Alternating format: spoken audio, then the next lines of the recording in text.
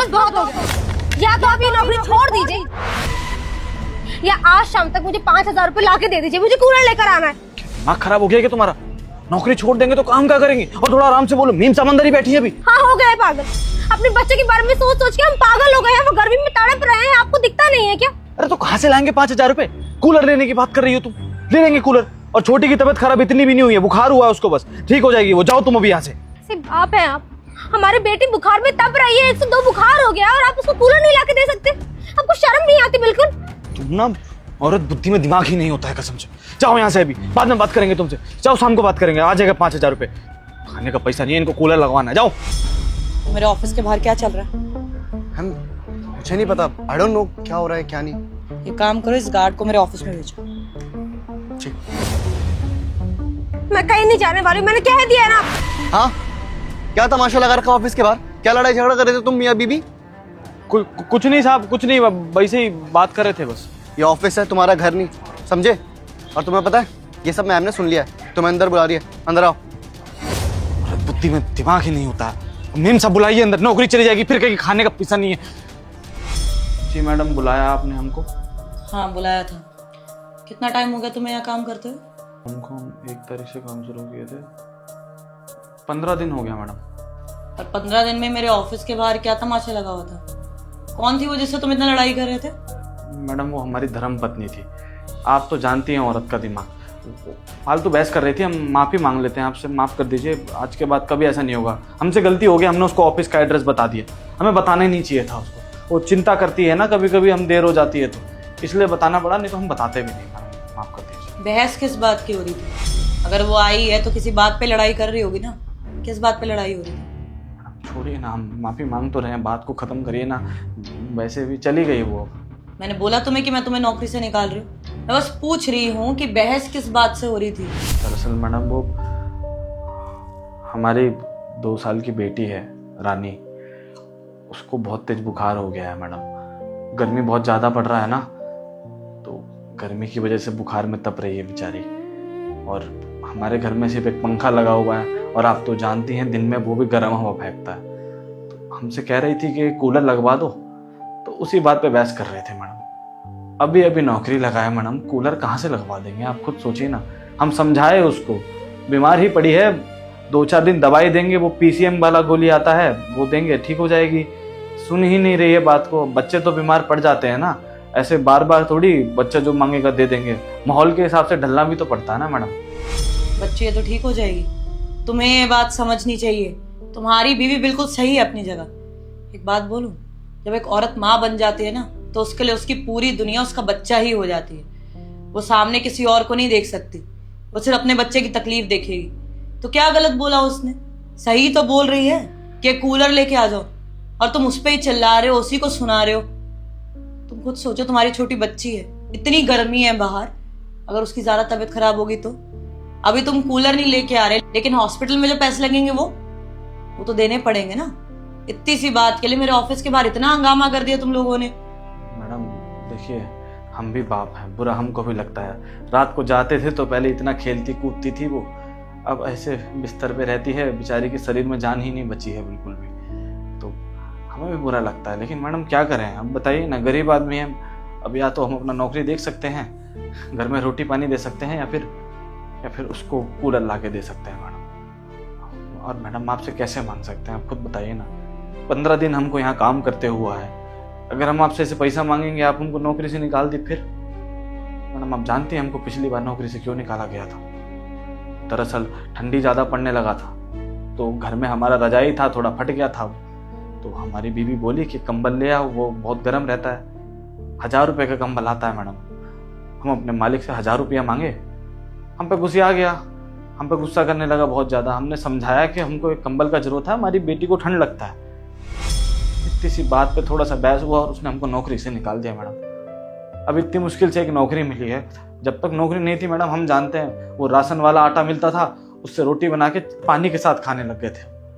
अब थोड़ा सा वक्त बदलने की कोशिश कर रहे हैं तो ये गर्मी पड़ गया है। मौसम का मार गरीब को ही पड़ता है मैडम। हम समझाए उसको कि अगले महीने खरीद लेंगे कूलर, इस महीने थोड़ा राशन पानी भर लो। सबसे पहले तो अन्न है ना मैडम, जब तक पेट में कुछ नहीं जाएगा तो काम कैसे करेंगे बताइए? और अगले महीने तक तुम्हारी बेटी को कुछ हो गया तो? देखो, अपना परिवार पहले आता है। तुम्हें पैसों की जरूरत थी तो मेरे पास एक बार आ जाते, मैं तुम्हें तुम्हारी सैलरी पे एडवांस दे देती या उधार दे देती। मेरे लिए 5,000 बड़ी बात थोड़ी है, लेकिन तुम्हारे लिए तो है ना, तुम्हारी बीवी के लिए तो है। तुम्हारी बच्ची की तबीयत ठीक हो जाती, लेकिन नहीं, तुमने मुझसे आगे बोला ही नहीं। एक बार पूछ के तो देखते। बिल्कुल सही बात बोल रही हैं मैडम आप।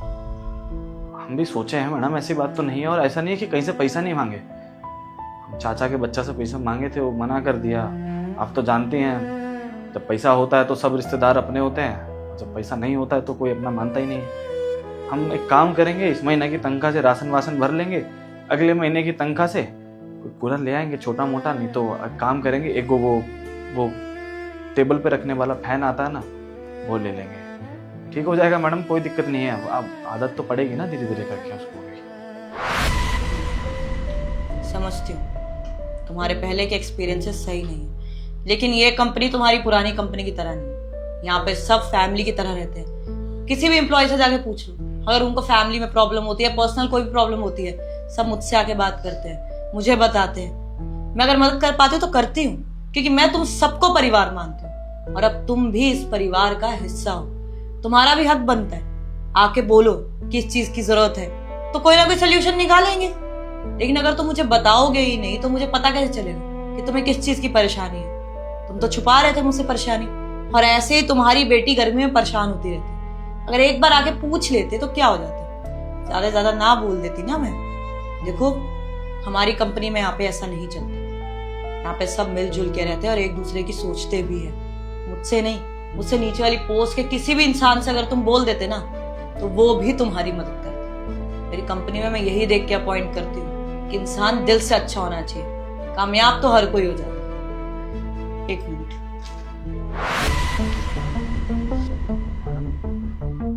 पकड़ो पकड़ो,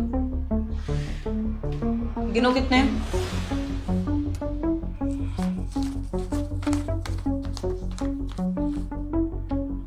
6,000 है मैडम। 6,000। एक काम करो, ये 4,000 और रखो। एक अच्छा सा कूलर ले आओ अपनी बेटी के लिए और उसका पहले जाके इलाज करवाओ।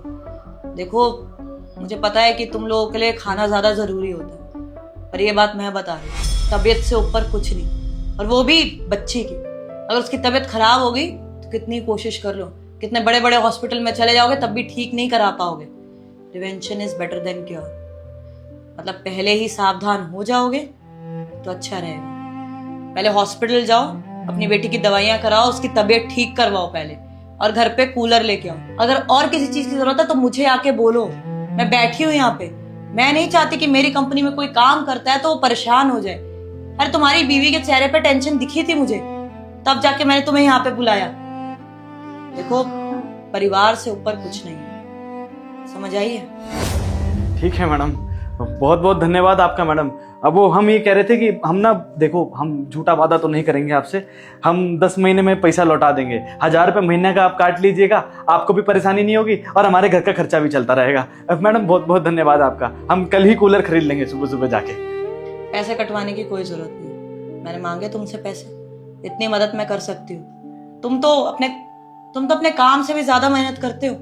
तुम्हारा काम सिर्फ गेट पे बैठने का है, लेकिन अगर हमें किसी चीज की जरूरत होती है तो तुम भाग के जाके लेके भी आते हो। अरे एक बार ड्राइवर नहीं आया था तो तुमने बोला मेरे को चलानी आती है, मैं लेके चलता हूँ। तुम्हारा काम नहीं है, उसके एक्स्ट्रा पैसे नहीं दिए मैंने तुम्हें, फिर भी तुमने किया क्योंकि तुम मेहनती हो। तो कोई पैसे कटवाने की जरूरत नहीं है, तुम ये डिजर्व करते हो। और मेरी कंपनी में जो मेहनत करता है ना, उसको मैं वैसे इंसेंटिव दे देती हूँ। मैं ये नहीं सोचती कि वो मैनेजर की पोस्ट पे या गार्ड की पोस्ट पे। तुम अगर अपने काम से ज्यादा मेहनत करोगे तो तुम्हें एक्स्ट्रा पैसे मिलते रहेंगे हर महीने। ये मेरा वादा है, कुछ सैलरी से नहीं कटेगा। और कोई मुसीबत भी होगी तो उसके लिए मैं यहाँ पर बैठी हूँ, समझे? आज के बाद तो नहीं छुपाओगे कोई बात, आके बता दोगे ना मुझे? वादा करते हैं मैडम, आपको जरूर बताएंगे।